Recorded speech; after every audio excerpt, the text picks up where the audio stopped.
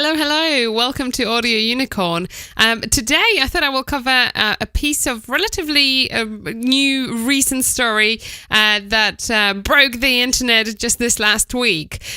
So Apple has issued an email to all the podcasters advising them what to include and what not to include in the titles, descriptions of their podcast. And I think that's actually fantastic and very positive, because they're clearly tacking on the kind of not good quality piece of content. And I think this should really serve as a warning of some sort to podcasters who don't necessarily treat all of the kind of elements of podcasting seriously. So this includes, so at the moment, obviously they are tackling in titles and descriptions.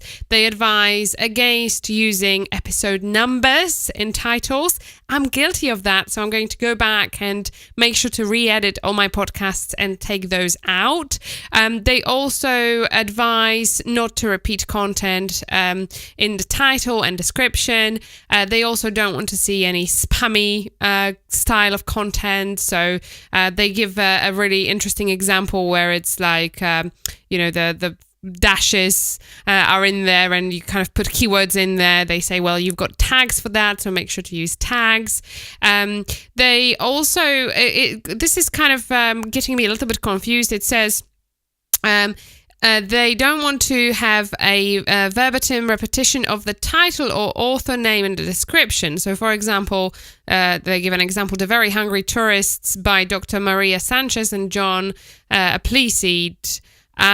But I'm just wondering, this could be quite confusing because you might genuinely want to include the author name in there. I guess they just want to make sure that everything you put out there is kind of to the point and relevant. So we have to really watch ourselves. They do say that essentially poor quality podcasts could be taken down if they don't adhere to Apple standards, which again, I find it as a hugely positive piece of news. And I really hope that this is going to take out a lot of podcasts that might have been submitted years ago where people kind of didn't really know what they were doing. So a lot of the stuff that was published was of poor quality, not just audio quality, but also the descriptions, lack of titles or proper titles.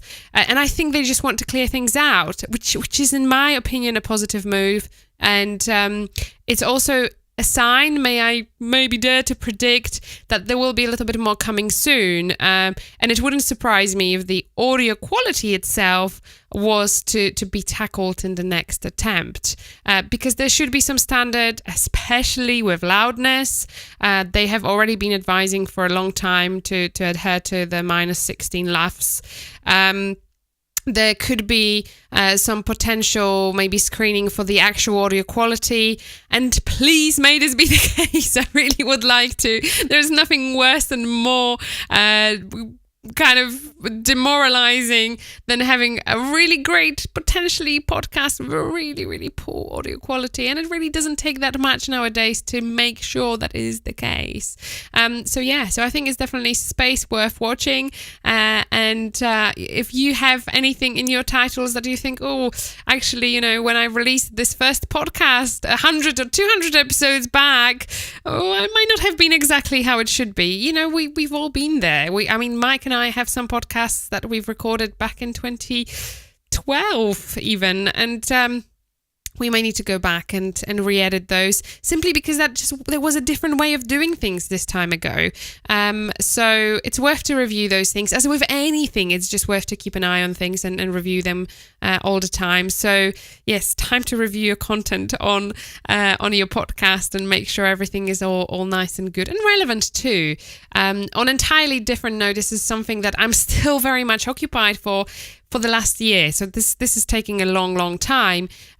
But I have done something very similar with our blog. I'm still going through every single blog post that we've published on Music Radio Creative, and I'm having it updated with relevant pictures, with a good size featured pictures, images, because we've changed themes so many times. I am also deleting content that I feel is poor or doesn't get much viewingship or has very bad bounce rates. And I feel all of that really helps. As I say, I mean, this is the process that has literally already is taking me a year. I'm not even halfway through. I have been kind of taking my time with that a little bit though. But we have thousands of blog posts, so it just takes a long time and I don't really want to outsource it to anybody else. But I think that kind of general tidy up, spring clean of anything you create, it doesn't matter if it's a written or audio form, is a healthy thing to do. And it helps us get better, it helps us improve things, and I think it helps directories such as Apple or Google to actually find the better providers of content, which is what we all are, amongst that huge pile of everyone who goes in there. It's like going into a lovely beach, but there are like good grains of sand and not so good grains of sand, and it's kind of sifting through what's good, what's bad. That's essentially what Google and Apple are doing in here. So they need to implement certain ways to get. So hope this helps, and let me know in the comments if you had to go back and maybe do some re-editing and how that went for you. I would love to hear from you. Having any kind of comments from you is always very encouraging, and if you are watching on YouTube, you can comment on the video. If you are listening on your podcatcher, you can also leave the comment there. So thank you. I really appreciate you, and have a lovely rest of the day. Thank you.